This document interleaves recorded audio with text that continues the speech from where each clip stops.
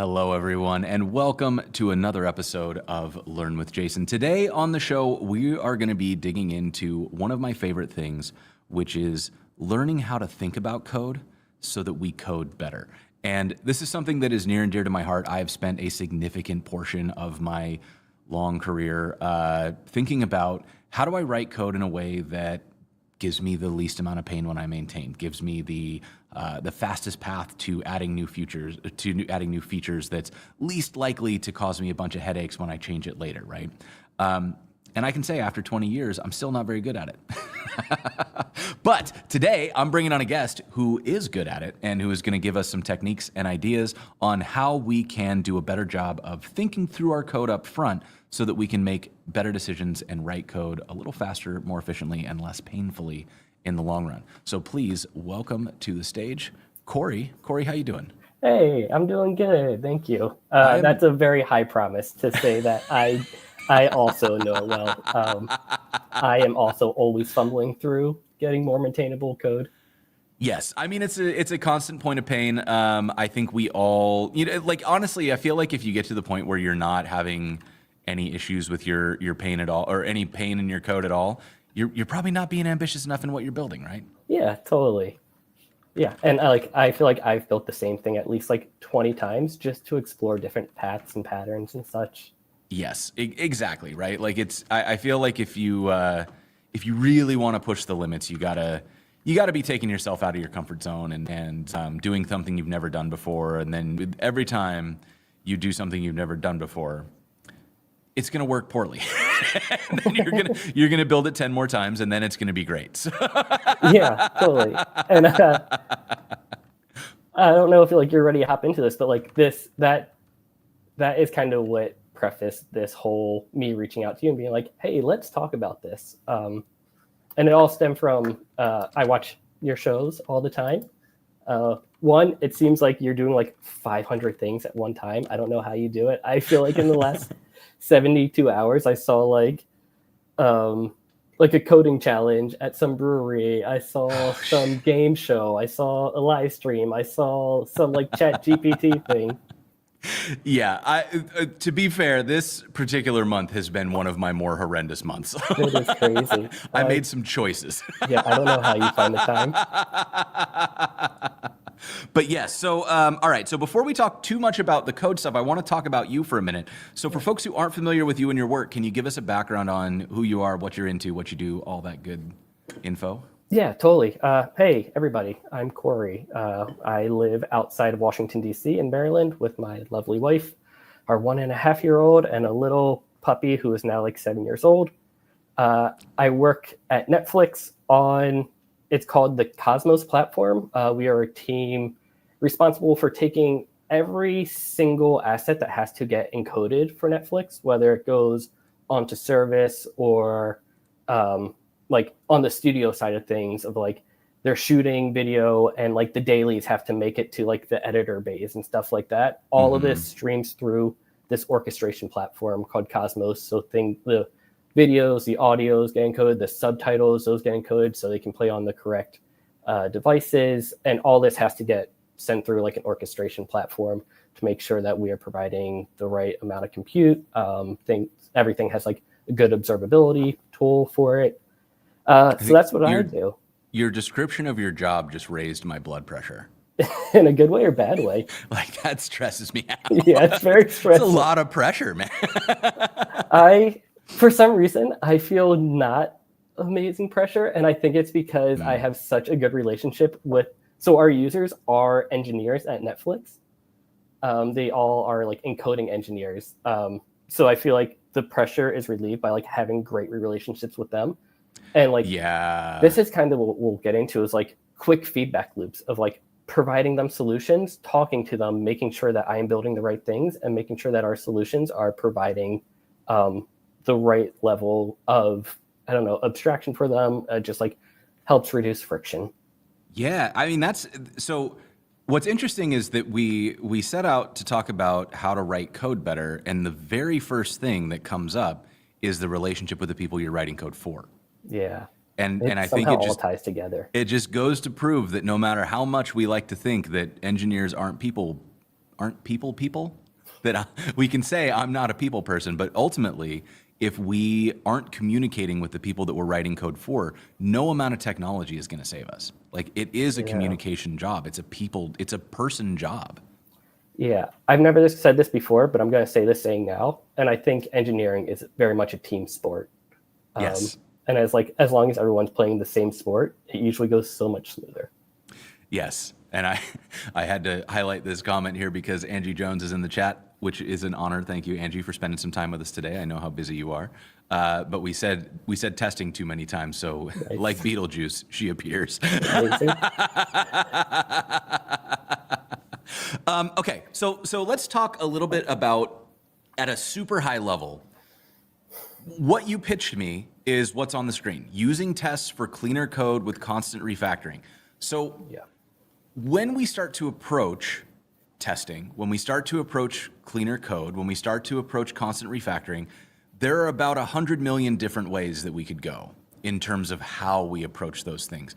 So if you've got maybe an elevator pitch on like your worldview or sort of what's the takeaway for us here, and before we start getting into like the how and the specifics, but at a high level, what's your pitch? How do you make this easier? Okay, I have an elevator pitch about testing and why we should be testing.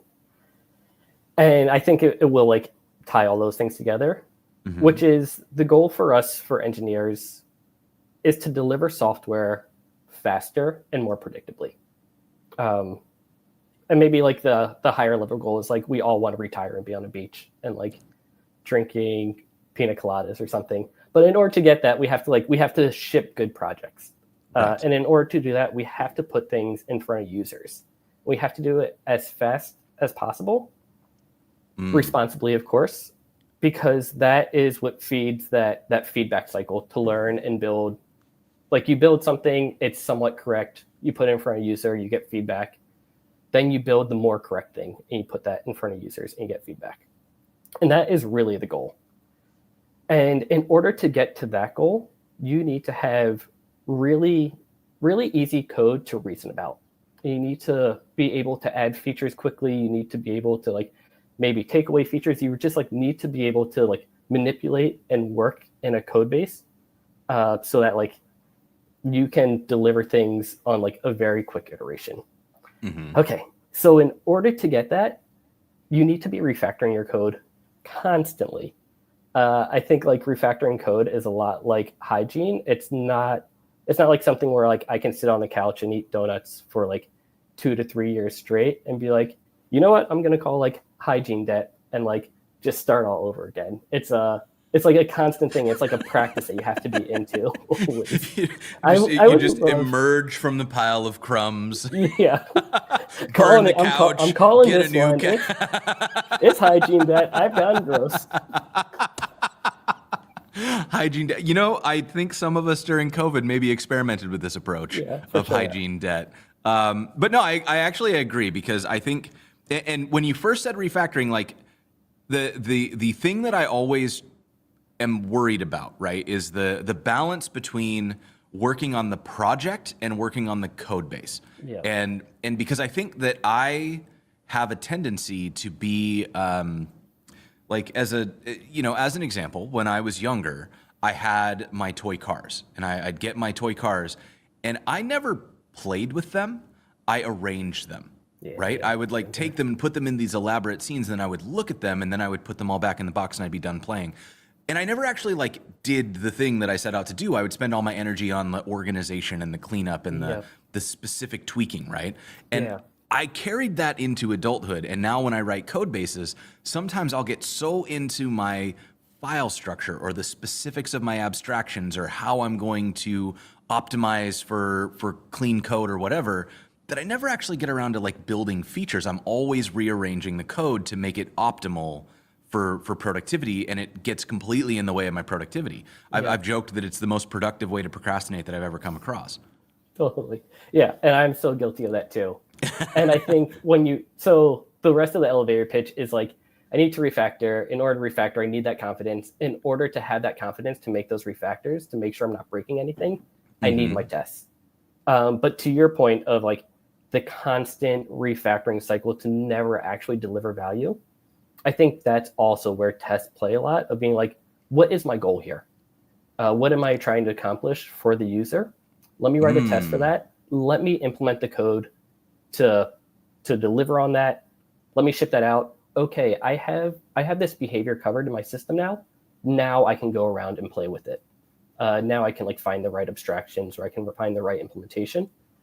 And then next time, hopefully like you write another test that fails, you write that implementation, you do the same thing. Now your system is starting to like grow and things are starting to get complex. And that's when you can like also start to like mutate and manipulate and really find the right abstractions to use. You just said something really interesting that I had not connected before that has me thinking. So you were talking about tests, but the way that you talked about a test is you said, what is my app supposed to do? What is my user trying to accomplish? And the test described that.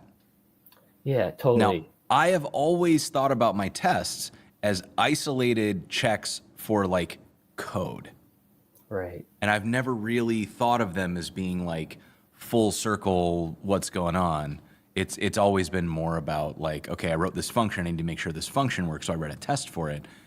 And then the other trap that I fall into because of that is that in my refactoring, every time I change code, I have to change tests because my tests and my code are so tightly coupled. Yeah, you got to decouple those things. And if you're in the chat and you're guilty of that, just give me an F in the chat if this is if this is you, because like it's me. Yeah, it is me too. And the whole idea is like test your behavior, not your implementation details, and you'll see how that. And we can hop into it soon. We can see like how that looks in practice and how it enables you to refactor and make changes or like swap pieces in and out a lot easier. Yeah, seeing lots of Fs in the chat. So I think a lot of people are as excited as I am to learn about this because it's just one of those things that it's like every bone in my body wants to be good at writing tests and I want to do all the things that I can say like, yeah, I'm really responsible. But it oftentimes feels like I'm spending so much energy on trying to do the right thing that I forget what the actual point of the thing I was building is in the first place. And, you know, like I said, I'm rearranging deck chairs. So I'm really excited to learn some strategies that can help me do this better. So, and I just picked up from you, maybe it makes sense to jump over into some code here. Yeah, let's hop into it. All right, let's do it. So first and foremost, I'm going to do a shout out to our live captioner. So we've got Ashley with us today from White Coat Captioning. Thank you so much, Ashley, for being here. And our captioning is available at this URL that's going to start scrolling across the bottom of the screen. Captioning is made possible by the support of our sponsor. We've got Tuple here today. Tuple is a pair programming tool, so Cory and I are on a Tuple call right now, and that means that we can do things like draw on the screen, and we can say, hey, go check out Tuple. And if we need to, Cory can send me links and throw confetti, all sorts of fun stuff, right? But Tuple's cool. If you do remote programming, you should definitely get into it. We're talking to Cory today, so let me throw a link to Cory into the chat. LinkedIn seems to be the place to be these days, so get up on the LinkedIn channel and give a follow, give a whatever. And now I'm at the end of things I had to say. So Cory, if I want to get into this, what do we do first? Yeah, let's open a terminal. Open a terminal. All right, let's see. I'm gonna. So I have a side project. Okay. That this is how I get up and running with the project, and I've never run it on anyone else's computer before. Oh, so I want to see if it works, and if it doesn't work, I have like a GitHub link we can do. But I'm so curious to see if this works. Okay, let's do it. Okay, do npm create. Do I need to be in a folder first? Yeah, go to like a folder where you. Okay, let me go into my GitHub folder, and then is it going to create the folder for me, or can I do it? It's going to create a new GitHub repo. Okay. So it'll create a repo in a new do I need to create a folder and then in this? No, it will create. I should have given you better directions. It will create a directory for you. It should create our GitHub repo. It should create like wherever we're going to deploy this thing to. I'm assuming Netlify. And it should set up like our GitHub actions to like run our test suite and like send off deploy URL, preview URLs and like run our end-to-end tests against them and stuff like that. Nice. Okay. All right. Color me intrigued. Let's see if this works. Don't be too intrigued yet, because I don't want to overpromise. Okay. Okay. So crew with a K, KRWE, EW, sorry. No E at the end. At symbol latest. And name of the project. Okay. And we're going to call this, was it tests and cleaner code? All right. Let's see if this works. And it is doing the download thing. Cool. And we wait.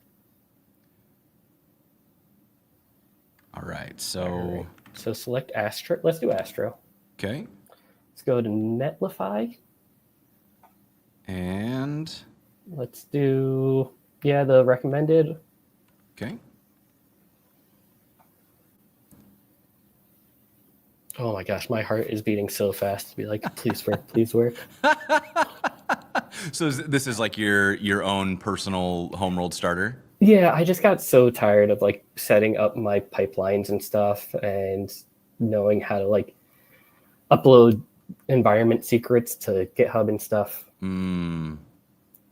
Okay, so now you're gonna have to give it permissions. Okay, do I need to, let's see, where's my Learn with Jason? I have too many, like just way too many. I can tell.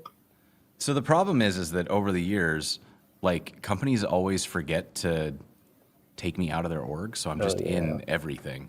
Nice. Here we go. Okay. Successfully authenticated, so back to the terminal.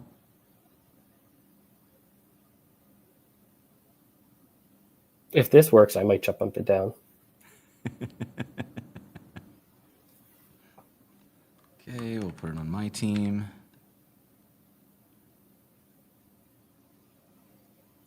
And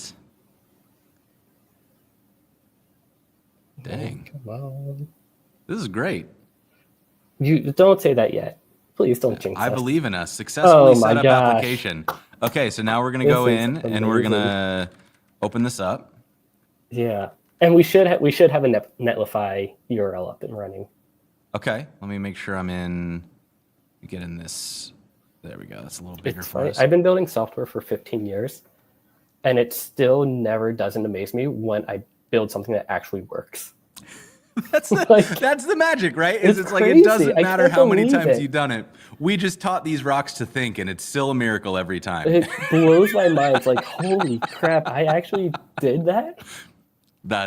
So this is great. All right, so let's take a peek in here. What we got? We've got a V-test thing set up. We got Playwright rolling. So we've got a lot of testing stuff. Yep. We've got Astro. We've got the Netlify adapter. We have Netlify CLI. So we're in great shape here. It's very bare bone basics. As little opinionated as can be. Should I get this extension, the Playwright test? I don't know. If you don't use it, I'm going to skip it. I don't use it. Yeah. Okay. For what it's worth, I don't use VS Code. I'm scared to say that out loud, but I don't. What do you use? I use the JetBrains IDEs. You know, the JetBrains IDEs are great, and they sure are. For anybody who's interested in trying it, the WebStorm now has like a non-commercial license, so you can use it for free. Which one of the big blockers to using the JetBrains stuff was always that it was a paid IDE, which makes sense because they're good, like they're really good. But if you didn't have the money to test it or you're doing side project or whatever, now you can just use it. So shout out to JetBrains for doing that. Yeah, shout out to JetBrains. Okay. Okay. I think maybe the thing that's worth noting is like, let's hop into the Vite test config. Vite test config is here. Okay. So this just is like a very bare bones config to say like, we're going to use JS DOM for our React tests, and we don't want to run our end-to-end tests when we're running our integration and unit tests. Got it.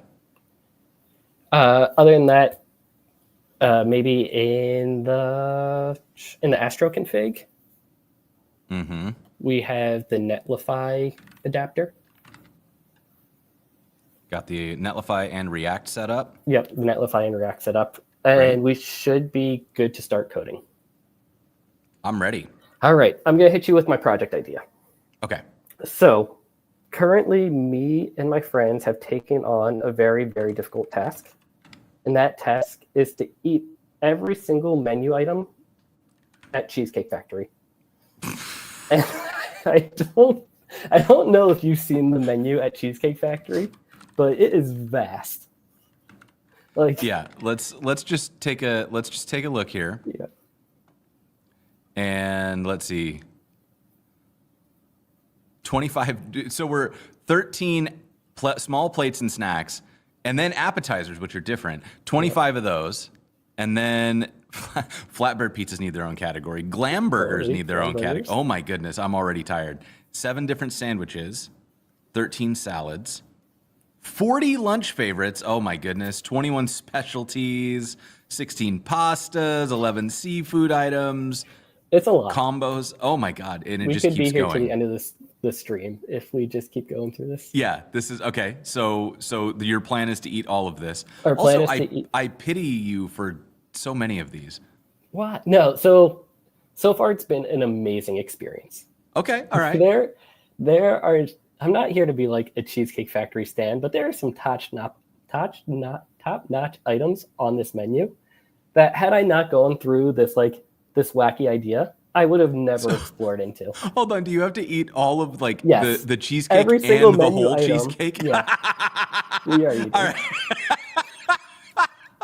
Okay, so you're gonna do this until you're dead. Yeah, it's a multi-year endeavor for sure. Okay, all right. Okay.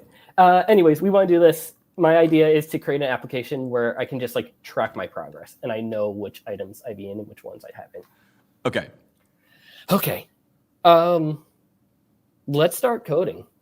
Actually, let me hit you with one other thing is I like put together a little bit of like almost user stories. Do you mind if I take over your screen real quick? Yeah, go ahead. Do you mind bringing up VS Code again? And then creating a just like a to-do.md file. Yeah.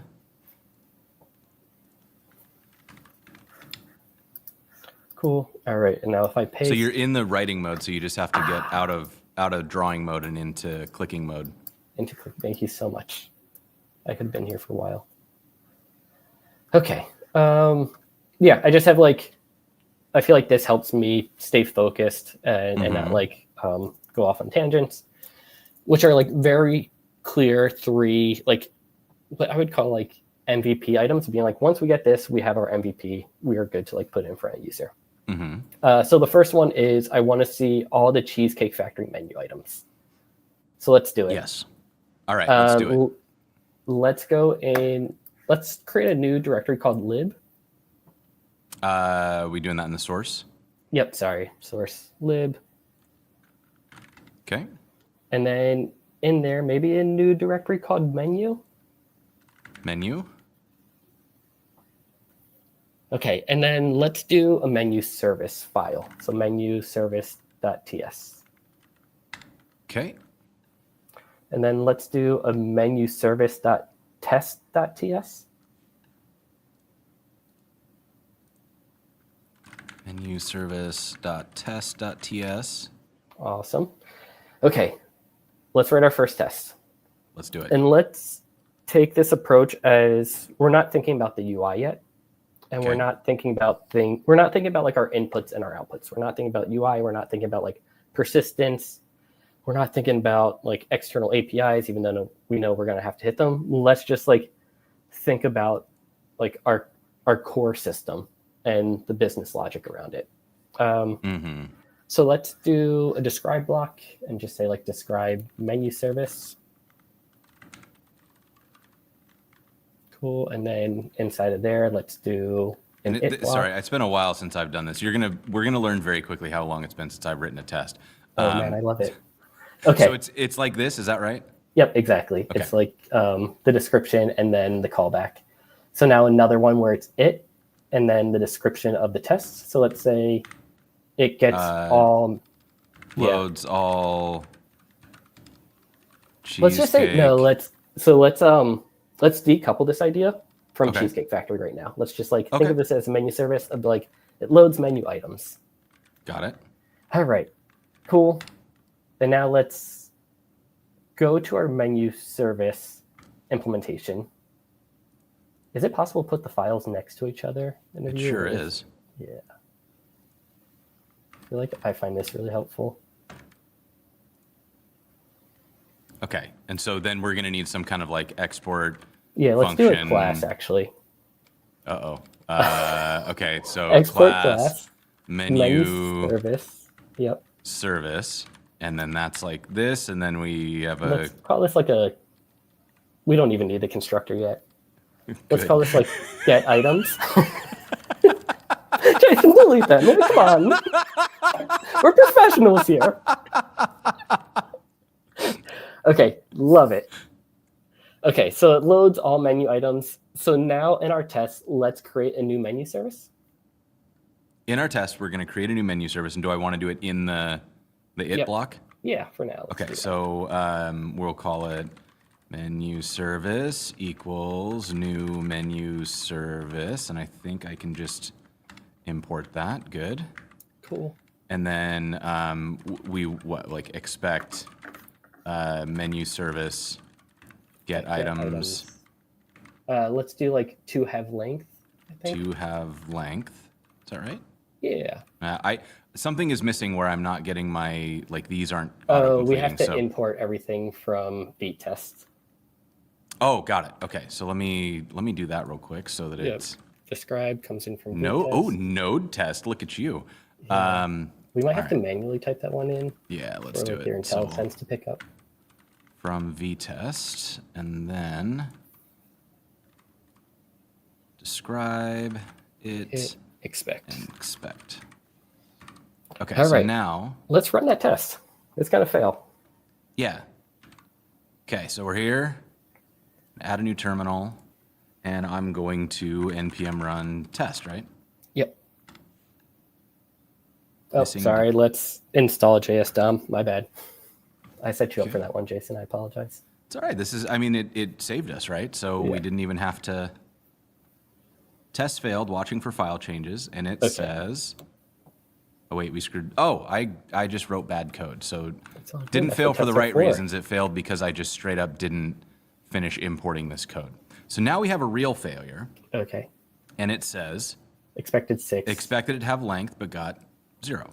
Okay, perfect. So we know for this implementation, we're going to reach out to the Cheesecake Factory API, which I actually have the API link in our to-do.md file. Okay.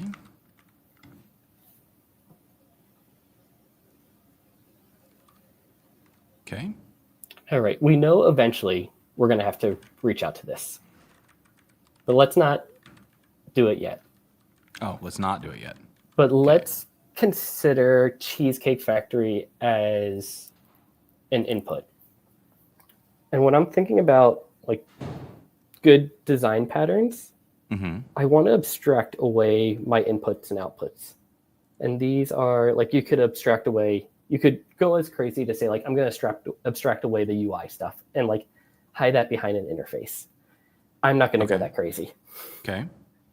But I do think for something that's receiving data from a different source should get put behind an interface that gets put as an explicit dependency on our service. Okay. Okay.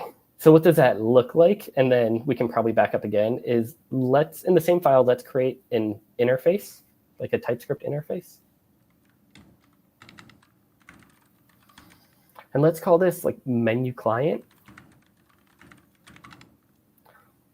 And we want this client to be responsible for getting menu items.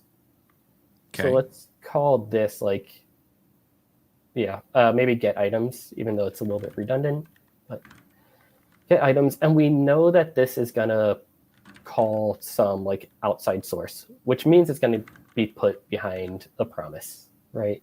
A promise. Oh, yeah. You're right. I knew that. I know. Honestly, I'm just like thrilled that I'm getting anywhere near this. And now I'm making some assumptions here that we know it's going to come back as an array, which it might not. Do you want to do this in a different way? Yeah, let's type this out. Let's say we know it's going to be an array of menu items. Okay, and is it it's not a function then? It's just a No, it is promise going to be a returned. function. It is going to be a function. Okay. I think it will be a function that returns a promise, though. Function that return. Okay, I was getting close. Like that. There we go. Yep. Yeah. Okay. Okay. And this is going to return an array of menu items. Yeah, and let's create that class too. Okay, so then we need interface. Let's make this one, let's like call this our model, maybe, where it's Oh. like an actual, let's just do like class menu item. Wait. Yep, perfect. Okay. And let's say like this has a name for now. We'll keep it simple. Okay, and so the name is going to be something. Yep, perfect. Okay. And maybe here, let's do a constructor. So when we construct these, we can assign the name. Somebody remind me how classes work. Is that right? Yep, exactly. And now it's going to take a name as an argument, and this dot name equals the argument name. Perfect. Okay. Love it. Okay, cool. So now our menu service needs to take this menu client as a dependency. Okay. So this is where we create a constructor in our menu service. Okay. Instructor, and it's going to be like a client. Yep, exactly. Okay. This dot client equals client. Go through this whole. And do I need to? Can you just do a this dot client, or do you need to like? No, you need to. Okay. I think there's a way you can say like, I forget what the syntax is. It's like private var client or something like that. I don't know. Anyways, let's do it the old school way. Client, and let's give this the type of menu client. Menu client. Okay. And the one on line 14 menu client. Oh, got it. Got it. Okay.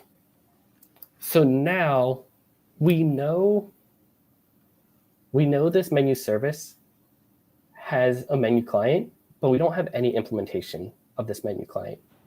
Right. But we can still call the methods on it. So we can. Because it's only in the interface, right? Yeah. So this will TypeScript. fail. Yeah. No. So that's going to fail because it needs an implementation of menu client. Right. Okay. So let's create a fake implementation that's going to return a promise of menu items. Okay. And let's do it there. And maybe call this like menu client stub. Okay. Meaning it's just like you call it's just like going to stub the response back. Got it. And so this one has, actually, I can just take this and return this straight in, right? Yeah, it might be helpful to do an implements menu client, just like have that type safety. What a great idea. Now you're mad. Don't be mad at me. No, that's good, right? It's like we want. It's not assignable. Oh, type never is not. Oh, look at me go. Okay. So, so if I just make this async, that should solve the problem, right? And then let's do. But it's a never. Why is it a never? That one, I don't know. Menu client promise never. That's weird to me. Maybe because it's not getting called. Who's to say? Yeah. All right. Let's keep going. TypeScript. Yeah. Seriously. Let's create some menu items. Okay. And return it. And we had a name. Yep. Or we can use like the object oriented way of just calling like new menu item and use our constructor. Right. We can do that.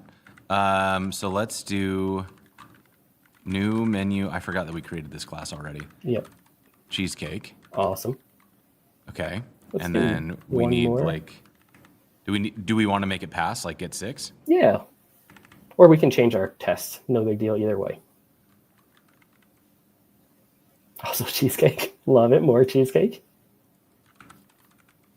Cheesy cheesecake.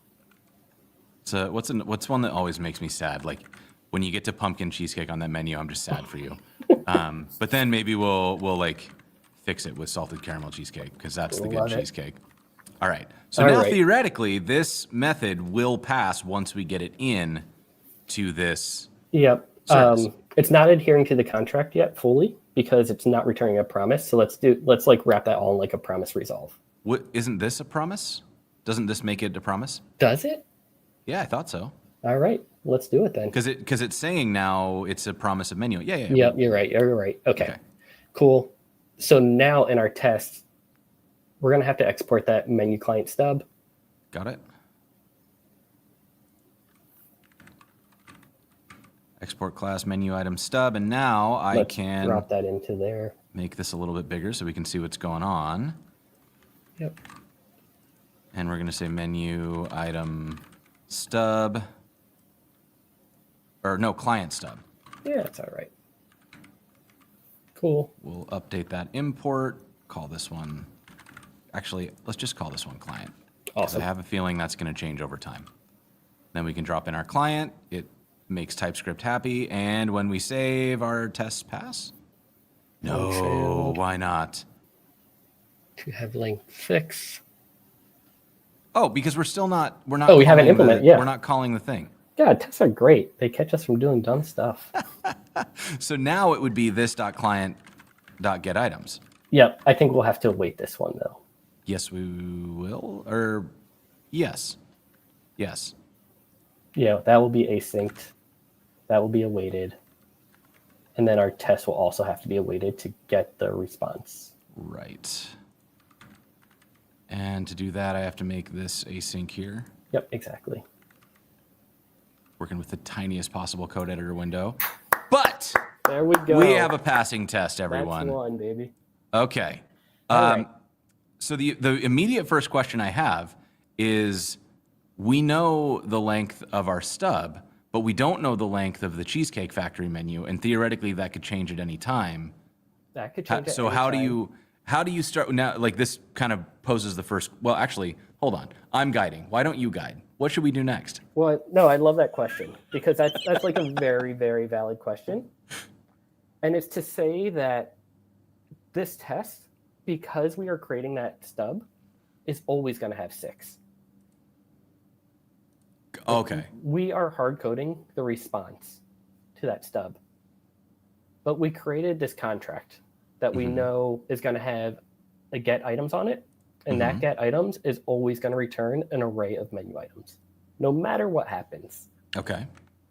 So if we wanted to plug this into a Cheesecake Factory one, we would create a Cheesecake Factory client, implement our menu client, do that fetch request, and then like merge that data to be an array of menu items.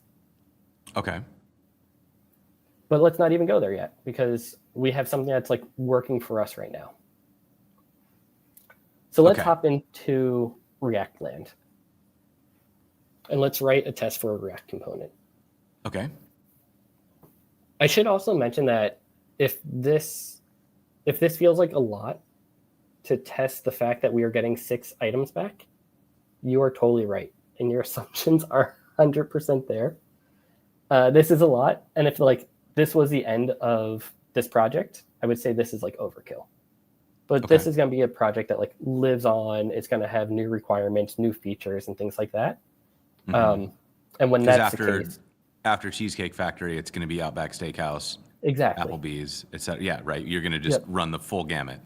And you're going to have all these different menus, and they're all going to have different APIs. Like they could talk through REST. One could have like a GraphQL client. One could be SOAP APIs. You know, one of them's going to be SOAP. I was just thinking, for sure. Yeah. One of them's going to be like super cutting edge and doing like gRPC and protobus and stuff. But we know we have our menu client, and that's our domain. Whereas like Cheesecake Factory, that's their domain. However they want to implement their API is up to them. Right. So we're building a normalization interface in this menu item. Yep. And we're keeping everything type safe, being like no matter what, we are going to be working with our types. Got it. Yeah. Okay. So let's get into React land, and we're going to do that in our components folder, maybe. Again, do you have like a hot take button? Because I have plenty of hot takes. You got a little fire button right there on your your tuple controls. Hot take. I keep everything in the same domain together in a directory. So I would create a components directory in that menu directory. You in the menu directory. Okay, so hold on. Wait, one of these. Is that a record scratch? Yeah. Yeah, baby. I never use my thing. I have a thing, and I never actually push the buttons on it. So why not? Let's play. So Cool. okay. So you would put your components right here in the menu service. Yeah, and this is Okay. like And one day. how do you how do you control the chaos in a thing like this? Like, do you have a naming convention? Do you have No, or you're just like I do what I want. I do what I want. Okay. And if it feels good, I keep doing it. If it feels bad, Yeah. I go and I rename or I refactor. We got awesome tools, and they like manage all this refactoring effort for you. Honey Badger TS. we do not care. We'll do whatever we want with this code, and you can't stop us. So what should I name this component? Wait, can I take another step back? Like, this is the beauty of tests. Like, we can rename our files. We can change the file structuring. Mm-hmm. And if our test suite still passes, we still have that confidence that everything works. Yes. And I think that's a beautiful thing. Yeah. You're killing me over there. Okay, so let's create a components directory. Yeah, sorry, I gotta focus. Let's create a components directory in our menu. Components in our menu. Okay, now we're getting wild. Yeah. Okay, so and this is like, what if this becomes its own package one day? What if like we end up leaning into like a mono repo? Oh, I at first I was like, yeah, you know what, you can do whatever you want, but thinking about it that way, in the like keep related files related in a very easily extractable way, that actually makes a ton of sense. Because then if later we decide that instead of we're just gonna import this from like at company/menu service, all we have to do is update this import. We don't have to like reconfigure all these things across all we're not extracting code from everywhere. Just find everywhere where something was imported and make it from the new package instead of from the local folder. I get it. I'm with you. Okay. And if we were to deploy that menu directory, we would just pull out that directory. Like, we wouldn't be going fishing around all the entire various directories and whatnot to like then glue everything together. Okay. Menuview.tsx or menuview.tsx. And I know people like to capitalize their React components. I don't. I also get to do whatever I want. Let's do an accompanying test file for it. Oh, right. Okay. So before I start, see, this is my habits. I just immediately start writing code. Menuview.test.tsx still. Yep. Okay. Cool. Let's create our component. I'm not going to make you write a class for this one. You can do a functional component. Thank you. So we're going to go export const menu view, and that's going to be a component, and our component is going to currently return something like that so that we have a working React component in the most minimal way. Cool. Let's test it. Okay, so I want describe, Yep. I want it, and I want expect. Do we need any others this time? I don't think we even need expect right now. Oh, cool. Okay. Okay. Describe menu view.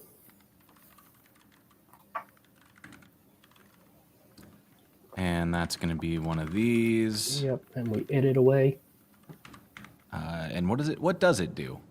It lists menu items.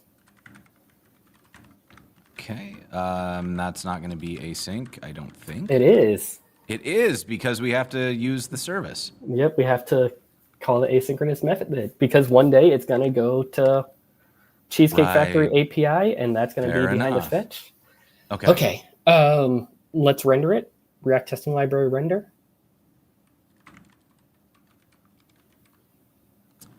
React testing library, it's not doing it. So or testing import library React. I forget what it's exactly. From testing library. Was it there?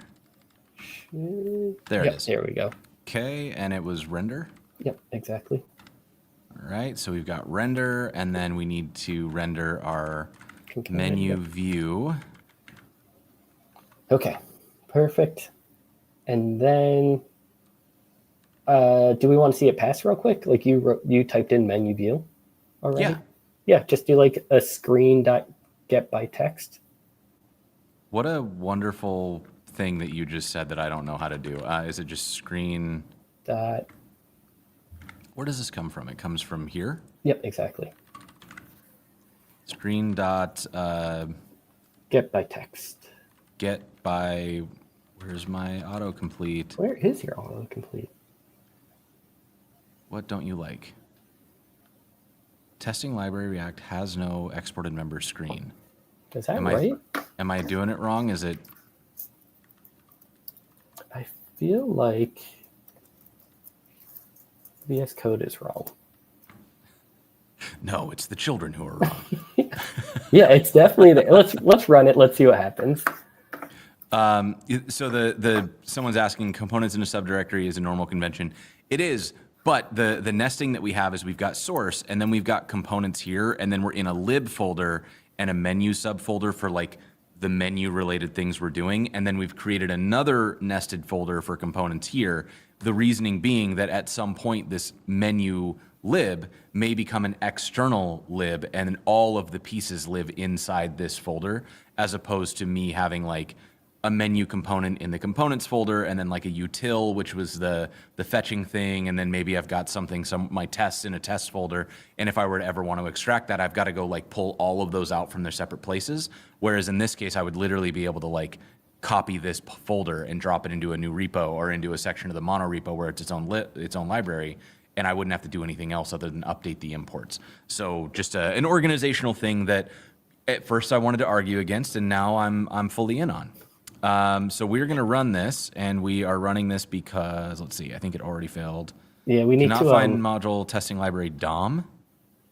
Oh, really? That's weird. So let's see. Is it a? Let's install it.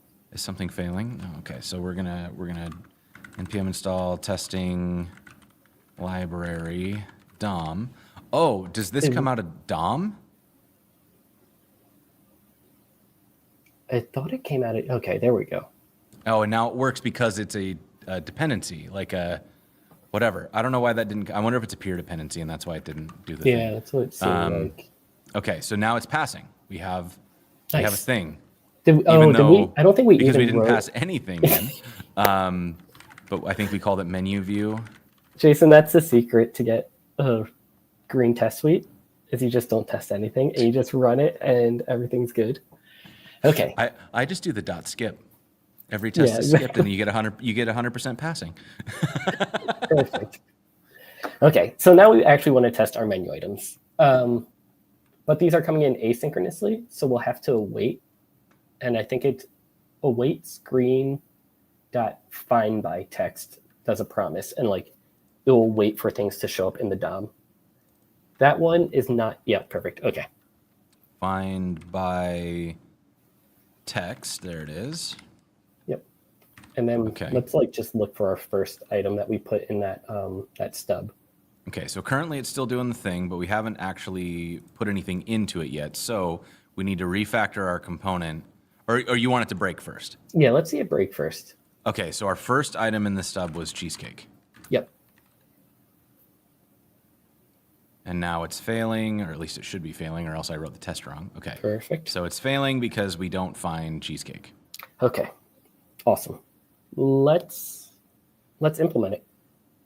Okay, so we are going to implement this by, let's see, I need to get my menu service. Let's see, we'll say menu, and we're going to do a new menu service, but that needs a client. And so that client, if I can do the buttons, what buttons am I pushing right? There we go. Const client is new menu item stub. Yeah, I think we created it in our other test file. So we can just literally copy paste it out instead of me doing all this work manually. What a great idea. Oh no, we did. Sorry, I thought we created the stub class in our test file, We but did not. you. No, no, Yep. no. We Okay, that was me being confused. okay. And so then I need to import this. Hello? Why isn't my auto? Whatever. We're gonna Maybe it's my crazy directory structure. from menu service. Yep. And then I should be able to get the service and the stub. And then we have our menu service, so I can do const items equals await menu service dot get items. And then we're gonna want to pass these in. Let's do this. So we're in Astro, right? Yes. Astroland, it's going to get server-side rendered. Yes. For the sake of this exercise right now, let's assume it's all client-side. So let's like pass our menu service in as a prop and have our menu service do the request. Okay, so we'll do a menu service equals menu service. Yep. Perfect. And let's get rid of And then items. we'll get rid of this. And then we Okay. need to go back into our menu view and add a component, which will be a menu service. Yep. And we need to figure out what that is. We'll type that in a second. But then we'll get our items. How do we do this? So we're going to do items, set items equals use state, right? Totally. Empty array, maybe.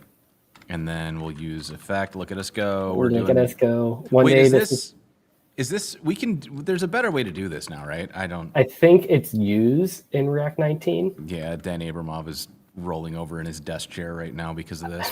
I am not ready to do it. I'm too scared. Let's do this the ugly way that everyone's like, this is awful, let's not do it. Okay, so let's we'll do do it. async function load, and then we do const items equals or res. Wait, no, it is items. We'll say res items so that we don't have duplicate names, and that's going to be await menu service, and we're not going to get our autocomplete because we haven't typed it out yet. But I know what's there, so I can just do it like I did before TypeScript. Then we're going to set items to res items. Yep. And then down here, we're gonna, do like an unordered list? Do you have any specific way you want to do this so that it Let's just do plays divs. well with just do divs? Yeah. Okay, so we'll do items.map item, and each of these is going to be a div, which needs a key.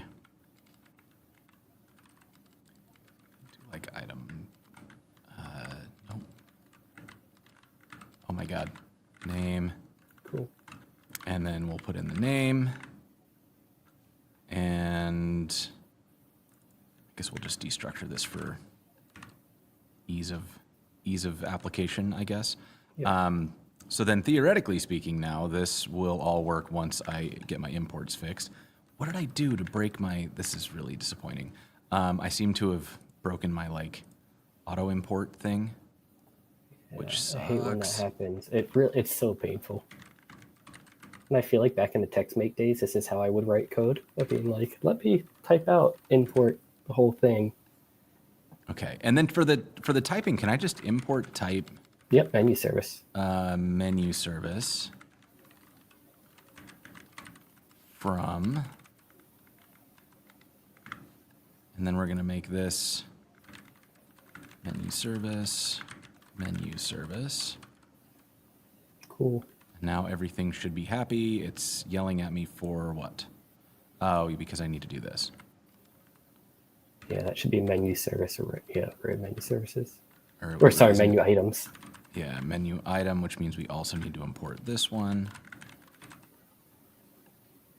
I think that needs to be exported maybe too. Great call. Export. Yep. Okay, so now we've got these. What are you mad about? Don't yell at me. Seriously. How have I've appear to have like turned off my hover. Show definition preview hover. Like, did I do a thing that turns this? Because normally I can hit command. I think I hit some like forbidden keyboard shortcut. Yesterday I saw you messing around a bunch with Copilot. I'm just going to blame that. Oh no, I've done something silly, and it won't work anymore. Because this is like a TS code or VS code thing that I've done, where I've like turned something off. What's our test say? What does our test say? What a great question. It is failing, and it's failing because it's not finding anything that says cheesecake, and it's not finding anything that says cheesecake because why? So this is unhappy because it should. Have we called our load function? Oh, because I just didn't write code. Like, that's the whole problem. Oh my gosh. What a dumbass. Okay. Now Have we it's called still our load unhappy. function? Scroll Sure down. haven't. Okay. Sure haven't. Yep. Let's do that. Okay. And our tests pass. Okay. In the most painful possible way, we did the thing. Okay. So let's put it in the browser real quick. Okay, let's put it in the browser. And the way we're going to put it in the browser is I'm going to open up my index page. Yep. Going to get rid of this welcome thingy. And instead, we're going to run menu view. And we're going to do client only, I guess, on this one. Yep. And then maybe... That worked. Kind of worked. What is it? Oh, you're mad about not having a menu service, which is a whole thing because we don't have. How do we do this? How do we do this in Astro? Because we can't put something from here in as a prop here for the client only. Yep. So instead, we would have to like declare it on the we could create a wrapper and do it, or we could just do it in menu view. Maybe we just do it in menu view because I think we're going to make our lives pretty hard if we don't. Yep, let's do that. Okay, so we're going to take this test out, or that part out. We're going to instead put it that prop too. While in you're in that here. file. We're going to get rid of this prop. Can I just drop these in like this, or do I need to put them in the component? Let's put them in the component just to be on the safe side. Okay, so then we've got our client, and this time, now it works. I don't know what happened. That was like at one point, I'm going to get a new computer because this one is haunted. It seems that way. I've just made some choices in the way that this computer is configured over the years, and I've installed literally everything into it, and that is, as you might imagine, a problem. So let's get it in the browser. Wait, did our test pass? What a great question. Yes. Yeah. Okay, we are in good shape. Yeah, let's put it in the browser. Tests are fine. Now I go here, and I save, and cheesecake. There are cheesecakes. Oh yeah. All right. All right. Now we have 30 minutes to get all the items up here and hit. Let's see, we're about 50% of the way to our first goal. I think so. This is going to shock you. I think we're 90% of the way there. All right. Okay. I'm ready. All right. Let's go to our menu client interface. Menu client interface, which is down here. Yep. Here. And let's create our Cheesecake Factory menu client. And the way that I do that is I export class Cheesecake Factory menu client. Implements menu client. And then we need the async get items. I'm so curious, does VS Code support this? Will you humor me for like 2 seconds? I will do whatever you want. You're in charge. Let's get rid of line 14. Get it out of here. And now Cheesecake Factory menu client is red and squiggly. Yeah. If you right click that, does it give you like an implement members option? Implement members. Does I think the way that it would work is I just tell Claude to do it, right? And so then now it's done. Oh, perfect. Yeah, sometimes when the Copilot stuff is doing stuff that's easily inferred, it's fabulous. Yeah, which is like another. I don't mean to pat myself on the back, but I'm gonna do it. When you're like coding to contracts like this, and you have like a really good separation of concerns, bringing in things like Copilot becomes way easier because it can infer those types, and all the changes stay isolated. Mm-hmm. Like it's not like going into our views or like going into like some Astro components and doing stuff. This is like just implementing this thing, and we'll drop it into our menu service, and we'll be off to the races. Yeah. Okay. Let's fetch our menu items. And you want to do it in here, so I'm going to get my code back from here. Yep. And this time, we'll do a fetch, and we're going to fetch from Cheesecake Factory. So literally just drop that in. That's fine. Do I need to do any like no headers or anything? Just straight get? Yeah, just straight get. Okay, so then we'll say if just basic checking. Yep. If it's not okay, then we're going to throw an error.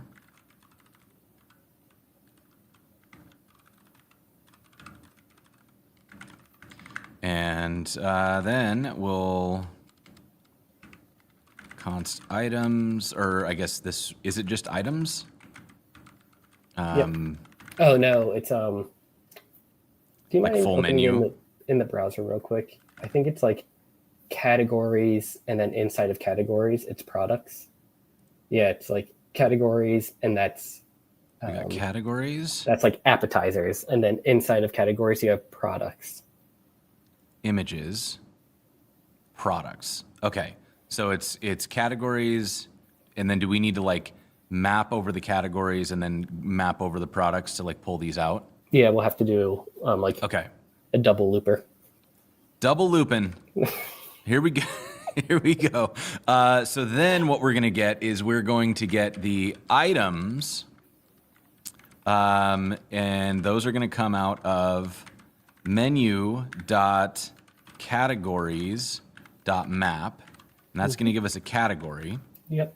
And then we need to, from here, we're going to then return, you know what we should do is we should just flat map this because it's going to make life easier. You know what we should do that's going to make life even easier, I think? Let's create a variable called results, make it an array. Oh, you're about to tell me to just write for loops. Yeah, and just push onto it.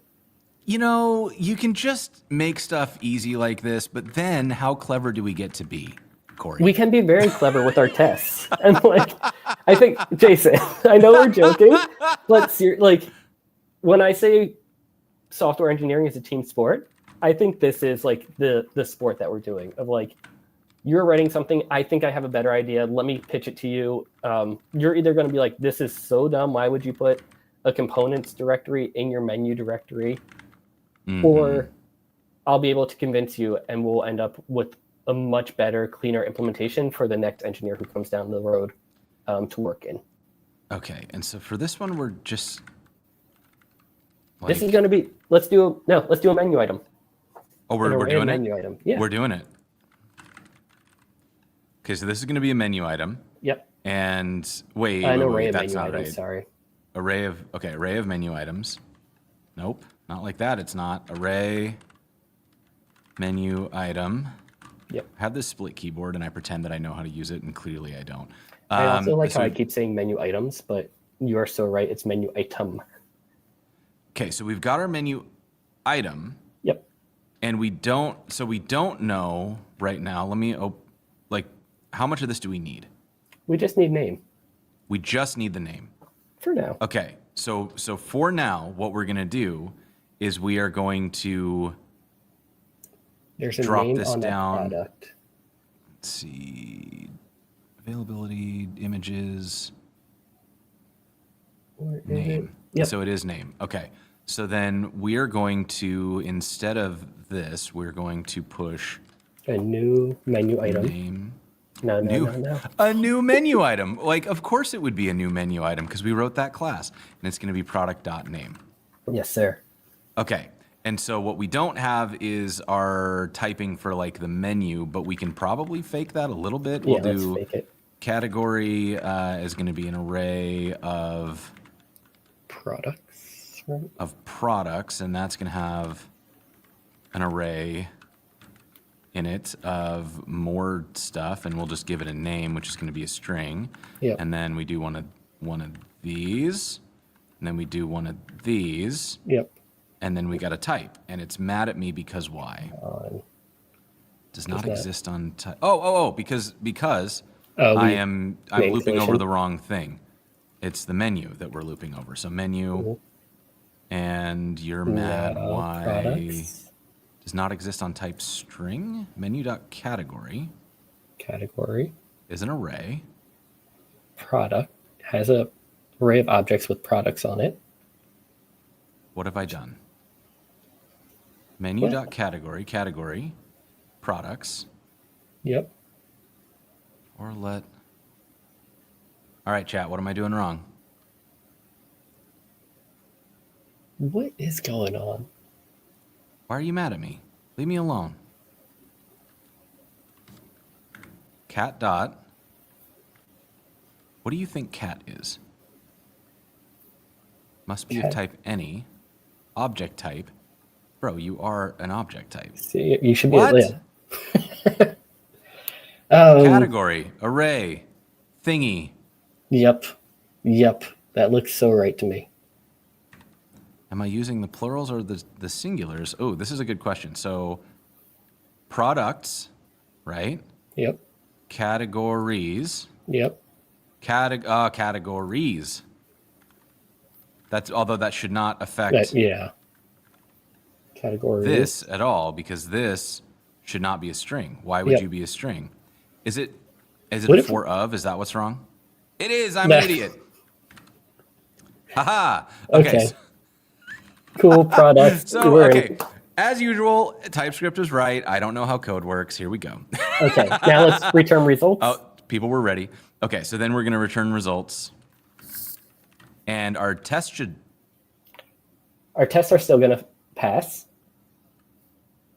Because wait, is that happening on the front page yet? Because we haven't hooked anything up yet. We haven't hooked anything up yet. We haven't made any changes. But let's see. Seeing is believing. Let's go to our Astro component. Let's go to our menu view. You're right. And now let's drop in that new. Instead of the menu client sub, we're going to use cheesecake. Boy, I wish this one would autocomplete for me. There it is. And then we get it, and it's unhappy, and it's unhappy because Cheesecake Factory, because I screwed up the name. Cheesecake Factory.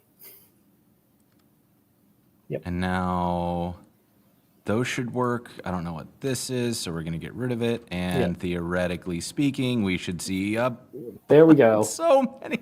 Oh my God, you're going to be there for years. It's a year-long endeavor for sure.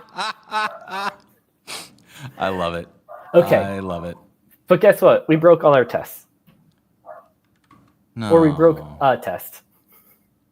Yeah. Okay. All right. So we broke that. Although really, that should definitely be in there somewhere. That should be in there. But you don't with our tests, we don't want to hit an outside service. No. And we want to be able, like you were earlier in the stream, you were saying what if they get rid of a menu item? Or what if they change the name of a menu item, which I feel like could definitely happen at Cheesecake Factory. So we need a way to say, for our test, let's use the stub. Good. Okay. All right. Okay. So the stub had a purpose. The stub wasn't. See, it's all coming together.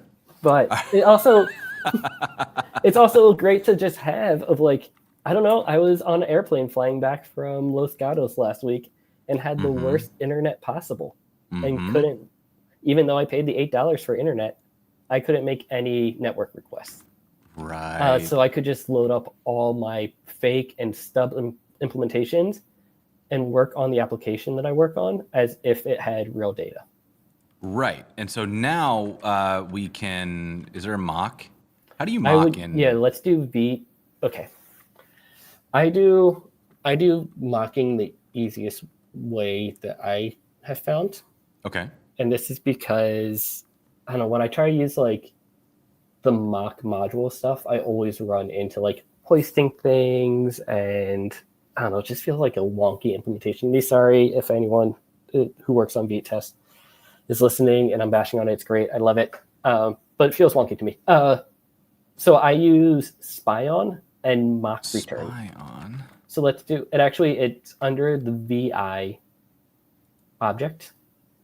Under the I'm sorry, which one? Sorry, let's import V. Okay, and now on that, we get a spy-on object.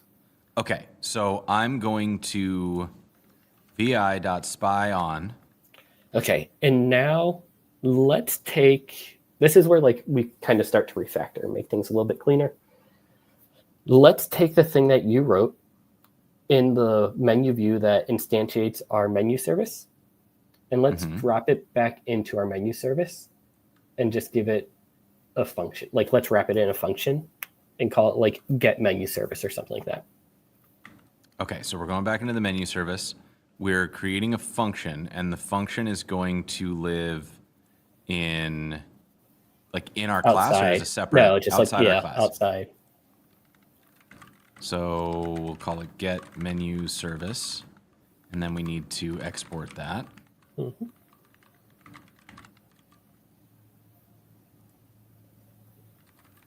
Cool. In fact, we don't really need to instantiate that. We can just return Yep, it. totally. Okay, so we're returning our new menu service, and then now in back our in test, here, yep. Yeah, we just call get menu service. Yeah, so it'll be service equals get menu service, and then we can simplify that on down, and then we don't need these anymore. Yeah. Right. Okay, so we've got our menu service in menu view. So now in our test file, we can import, you have to import the entire menu service module. So it's like import star as menu service module.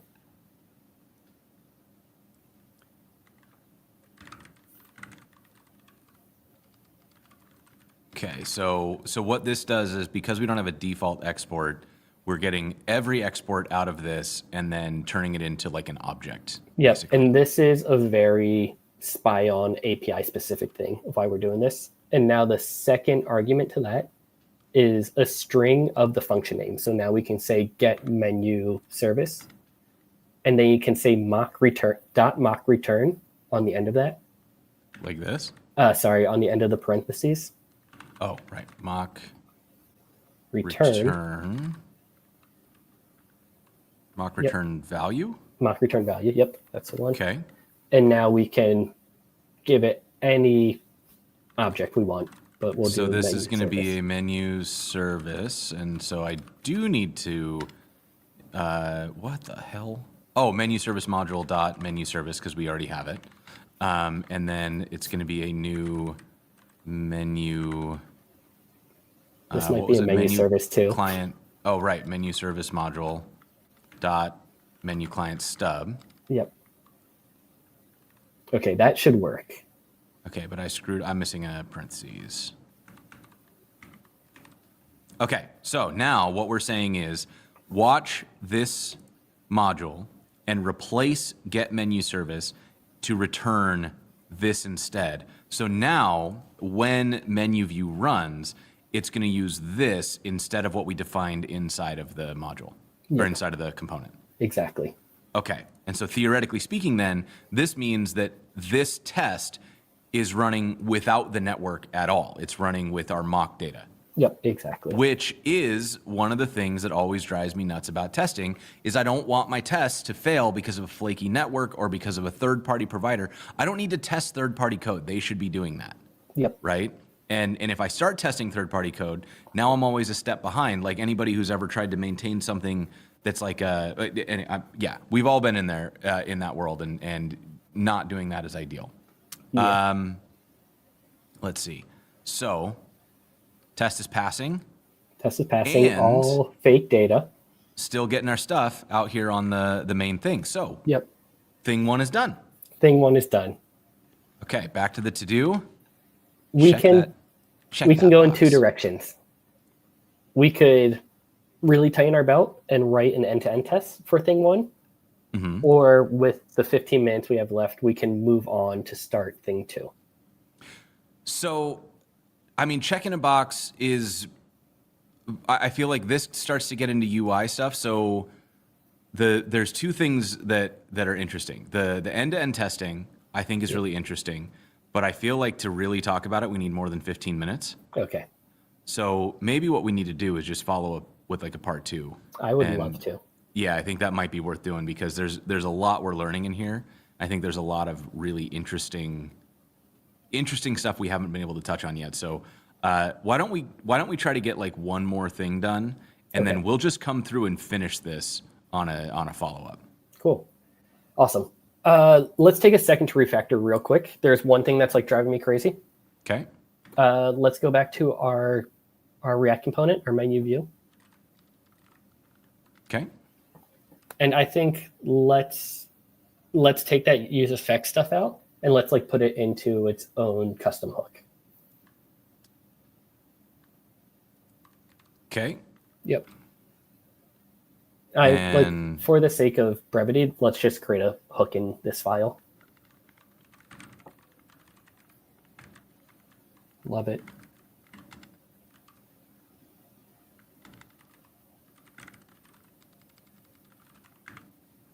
Like so. And then down here, we're going to say const items equals use items. Let's refactor that. Use menu items. Cool. Okay, so we're using our menu items. Yep.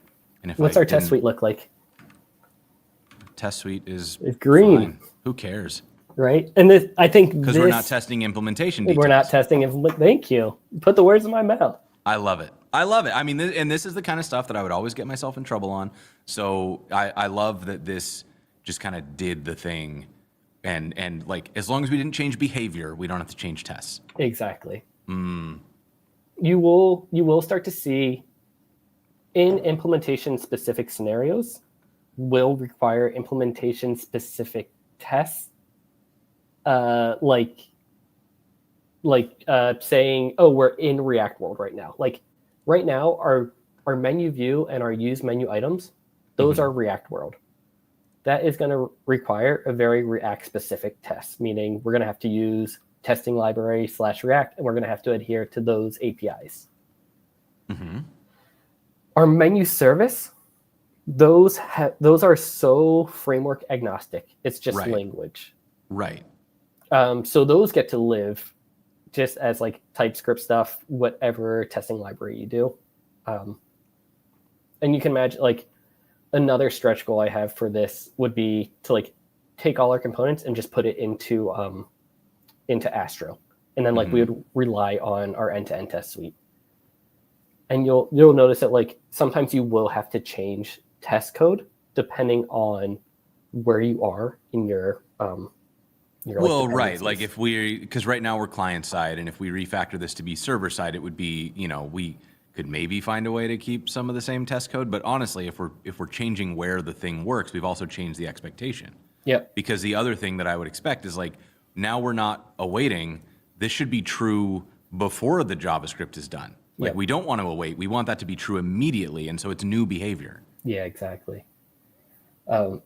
Everything except for our menu service is completely agnostic of where we're running it. Like it can run on client, it can run on server, it can run on some like VM or container. Right. Don't matter. Very, very cool stuff.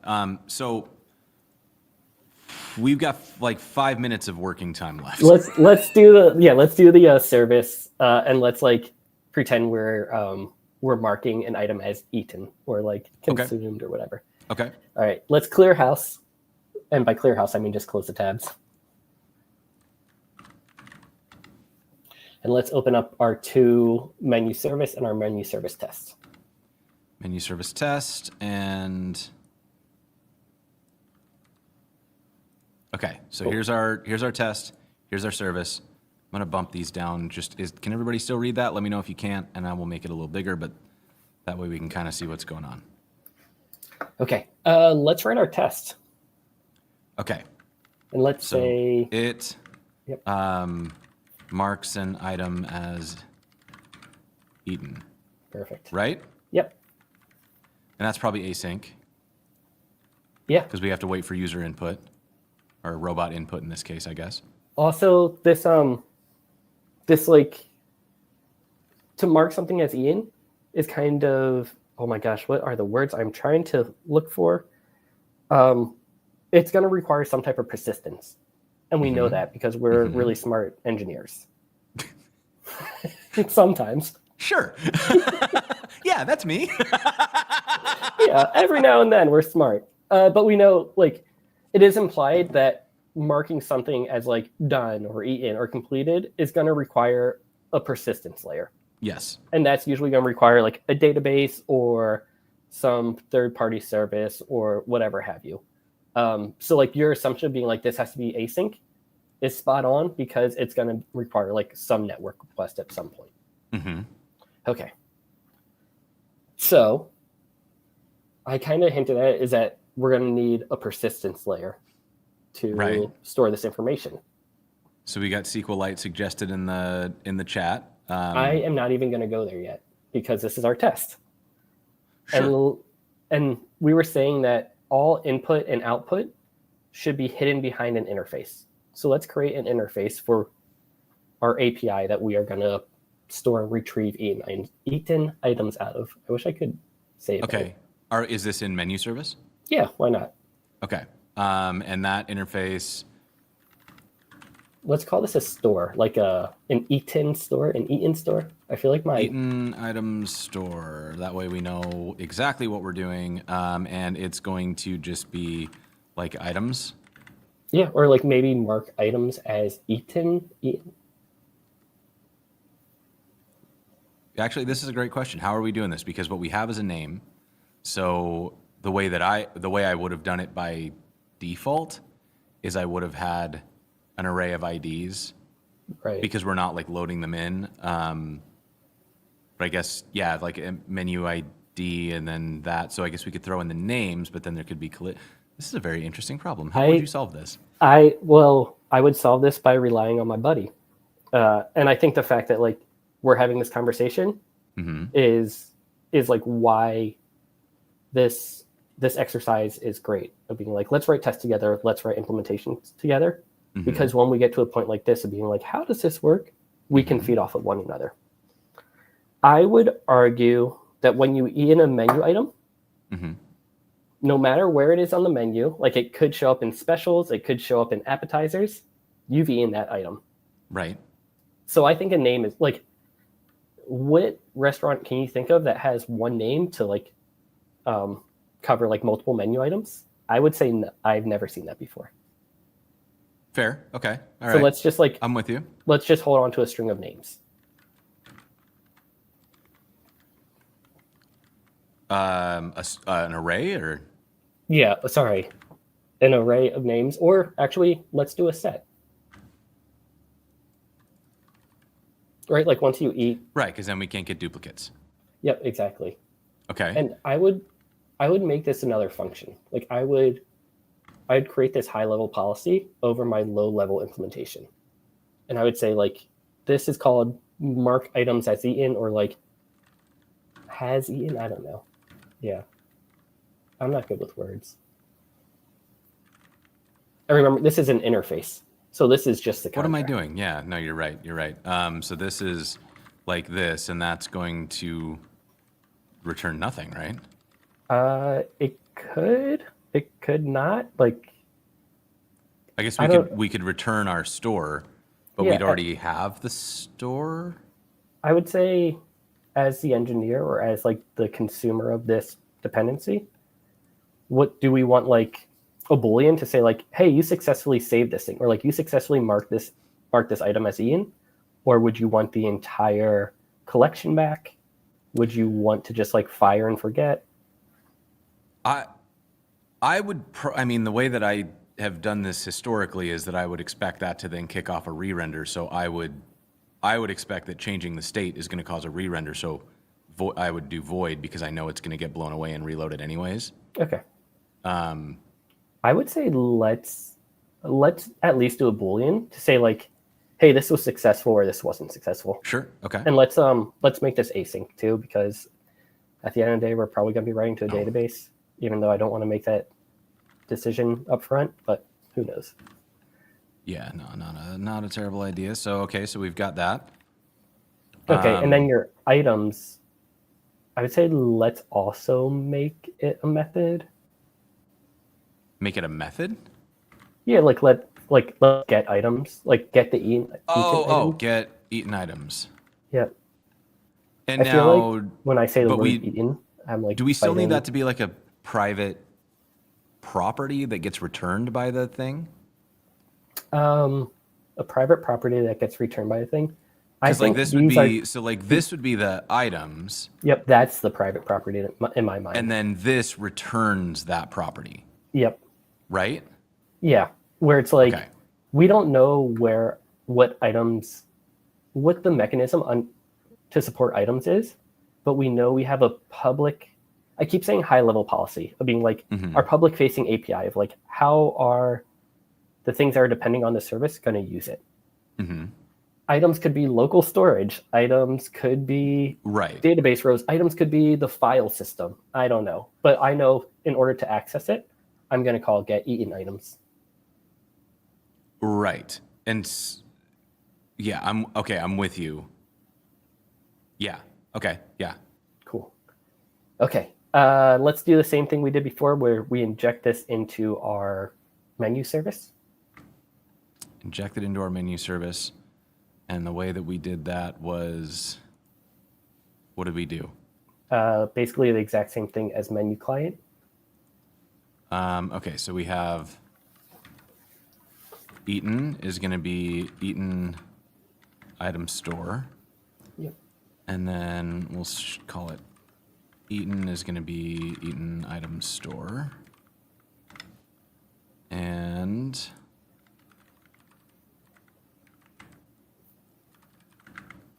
Perfect. we got that. And then Okay. what? Let's hold off on the implementation. Let's write the test. Okay. And we broke our test above because we broke now the contract of menu service. Got it. And so this one then needs to be. I would just do an empty object. This is where you get into like the category of like test doubles. And I would just do This like, is where we're going to be in trouble because we marked it as. yeah, let's do as eaten item store. Like an empty object as.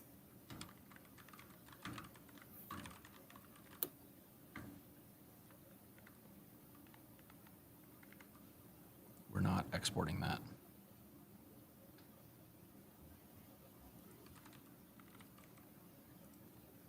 And we can update the import, and now it's going to not complain. Yep. In the testing world, that's considered a dummy of being like, we know we need to pass something in, but we know it's not going to get used to validate this test. Got it. So Okay. let's like pass in something stupid.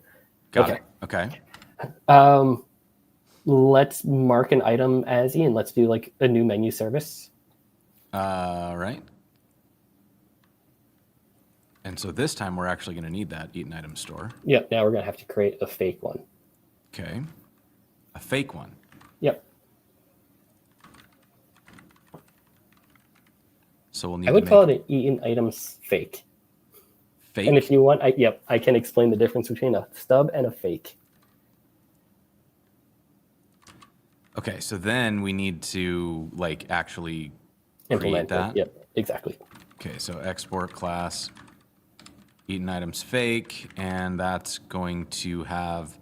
Let's do implement eaten item store real quick.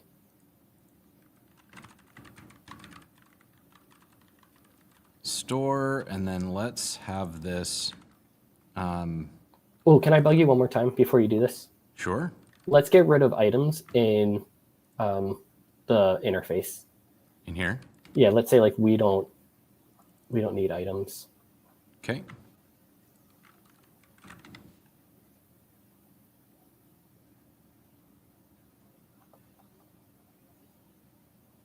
Awesome. Okay. Good enough. Okay. Yeah, I mean, good enough to test, right? Yeah. And I would say like in this implementation, this is where we would create items because we know items. We know the type of items of being like, we know it's in memory collection. We know it's an in-memory collection. Yeah. Okay. Okay. And we'll implement that later. Okay. So now let's do like menu service mark item as or like eaten item or something. I don't know, whatever we want to call it. And we said mark item as eaten. Yep. Oh, we haven't implemented this. Nope. And we'll say cheesecake. Cool. And let's async it because it's promised. Okay. And now let's get our eaten items and just like test the fact that our cheesecake is in there. Get our eaten items and test that it's in there, okay, so. Yep. And when I said async, I actually meant no wait. I apologize. I set you up for that one. Yep. Okay, so then we would say expect menu service eaten to include or contain? To contain yeah. cheesecake? Yep. Okay, so this is failing because we don't have that implemented. Yep. And the way we're going to implement that is somewhere in our menu service. Yep. Just create it. Menu service, we have mark item as eaten. That's going to take in. It's like a name. Yeah, name is better. Name, and then it's going to say this dot eaten dot mark item as eaten, and we're going to pass in the name. Yep. Which we didn't do up there. Yep. Eaten items fake. Mark items as eaten. Name string. Yeah. And this is where I would create like an items set in the class. You would create it in here? Yep. As like a class property that's Okay. private. That's Okay. like only internal to this implementation.